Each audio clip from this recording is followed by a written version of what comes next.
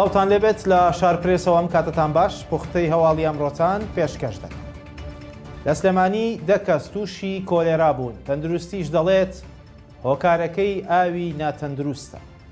هەرچەندە بەیانی ئەمڕۆ بەڕێوەبەری تەندروستی سلێمانی ئاشکرای کرد 4 حاڵەتی توشبوون بە کۆلێرا تۆمار کراون، بەڵام دواتر جێگیری بەڕێوەبەری تەندروستی ڕایگەیاند حاڵەتەکان بەرزبوونەتەوە بۆ 10 کەس. دکتۆر هێرش سەید سەلیم جێگیری بەڕێوەبەری گشتی تەندروستی سلێمانی ئاشکرای کرد دوای ئەوەی حاڵەتەکانی سکچون و ڕەشانەوە زیادی کردووە، پشکنینیان بۆ توشبووان کرد و بۆ پشتڕاستکردنەوە پشکنینەکان نێردراون بۆ بەغدا. لەوێ پشتڕاست کراوەتەوە کە 10 کەس توشبووی کۆلێران. وتیشی هەموو ئەو نەخۆشانە تووشی سکچون و ڕەشانەوە بوون وەکو توشبووی کۆلێرا مامەڵەیان لەگەڵ دەکەن. ئاماژەی بۆ وەش کرد لەگەڵ زیادبوونی حاڵەتەکانی سکچون و ڕەشانەوە پێشبینی ئەوەیان کردبوو کۆلێرا بڵاو دەبێتەوە و حاڵەتەکان زیاتر دەبن. دەرمانی پێویستیان بۆ چارەسەری کۆلێرا لە نەخۆشخانەکان دابین کردووە، بەڵام لەگەڵ ئەوەشدا داوای هاوکاریان لە وەزارەتی تەندروستی و ڕێکخراوی تەندروستی جیهانی کردووە بۆ ئەوەی پشکنینەکان زیاتر بکرێت. ئاسایشی هەرێم ڕایگەیاند ئەو کەسانەی 3 مانگ لەمەوبەر حسێن ساڵەییان لە نزیک چەمچەماڵ کوشت دەستگیر کراوە. بە گوێرەی ڕاگەیەندراوێکی دەستگای ئاسایشی هەرێم بۆ کوژانی هاوڵاتی حسێن مەلا ئەحمەد ناسراو بە حسێن ساڵەیی دەستگیر کراوە.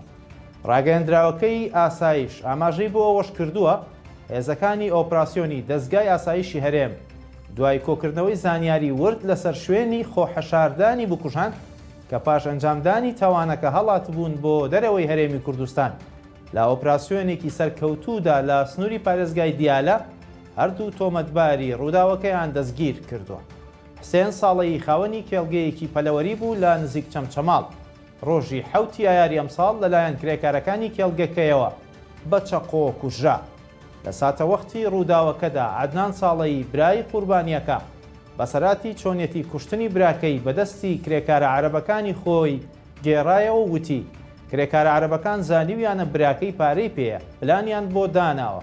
کوڕێکی 12 ساڵانی لەگەڵ بووە، ئەویان بەستووەتەوە و دواتر لە پشتەوە بە بۆری لە سەری براکەیانداوە و تا بەهێزیان کردووە، پاشان نزیکەی 10 چەقۆیان لە لاشەیداوە و هەردوو شانیشیان شکاندووە. ئێران داوای لە عێراق کردووە پەلە بکات لە چەکداماڵینی هێزە کوردیەکانی ڕۆژهەڵات و ئەوانیش ڕەتی دەکەنەوە.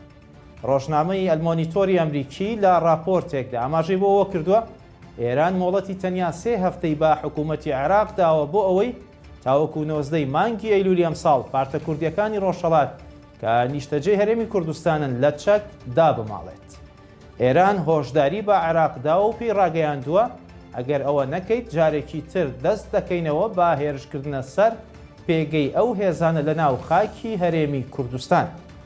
ڕۆژنامە ئەمریکیەکە نووسی وشکێتی ئێستا بەشێک لە ئەفسەرانی عێراقی بە گوێرەی ڕێککەوتنێکی ئەمنی لە پاڵ هێزەکانی پێشمەرگە لە چەند خاڵێکی دیاریکراو بە درێژایی سنوورەکانی ئێران جێگیر کراون. هاوکات هێزە کوردیەکانی ئێران باسییان لەوە کردووە ڕەزامەندیان پیشانداوە بەوەی هێزەکانیان لە ناوچە سنووریەکانی نزیک ئێران دوور بخرێنەوە، بەڵام هەرگیز ئامادە نین چەکەکانیان ڕادەست بکەنەوە لەبەرەوەی بۆ بەرگریکردن لە خۆیان پێویستیان پێێتی.